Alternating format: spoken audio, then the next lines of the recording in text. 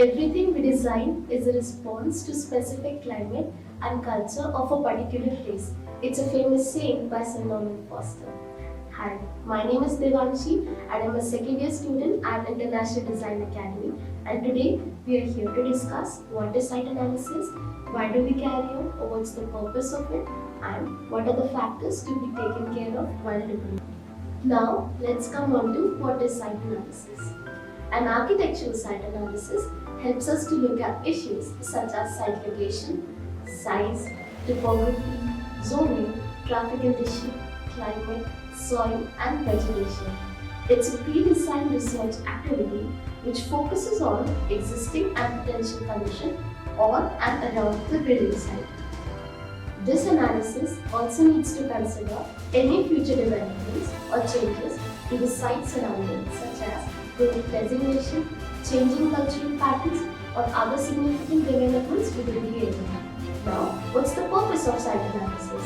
The purpose of the analysis is to provide thorough information about the site assets and liabilities prior to starting the design process. All the factors needed for a complete site analysis can generally be categorized into aesthetic, cultural, and natural. Aesthetics has to do with what the person who will live on the site thinks is beautiful. Culture is the background of the people living in the area, and the natural forces are the background of the environmental elements. What's next? Let's take a look at the general categories of data we need to consider while carrying out any architectural site analysis. First is the location. Location plays a very important aspect when it comes to site. Site location should majorly consist of road names, major landmarks, addresses, existing vehicle movement pattern, major and minor roads, bus routes and stops. The next aspect which comes in is zoning and size, which consists of site boundary and dimensions, buildable area of the site, building height restriction, along with what are the ways to access the site, like bus routes, train station and pedestrian walkways.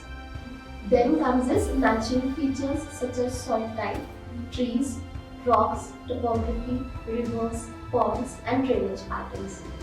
Moving on is the man-made features, which includes the previous use of the site, any existing building or retaining it. Then comes as utility.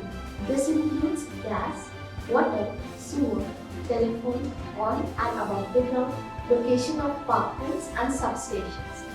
Then comes the climate, which mainly talks about the orientation of the site, like what is the weather, the temperature, rainfall, prevailing wind direction, sun path throughout the day and year. Then comes as sensory. This addresses the visual, audible, tactile aspect of the site, such as views, noise and so on. These again should be considered in time frame, and a positive or negative factor can be attributed to the condition. Lastly is human and cultural. The cultural, psychological, behavioral and sociological aspect of the surrounding neighborhood, like what is the population density, family size, ethnic patterns, employment, recreation activities and so on. I hope my content has helped you in some way. But remember, the most important thing when presenting your site analysis is to ensure that the information is clear and the reader can understand what have you found. In my opinion, there is no point laboring away on fancy graphics if the information is not clear and difficult to digest. Now, I would like to extend my sincere thanks to the patient audience for their cooperation and valuable time. Thank you.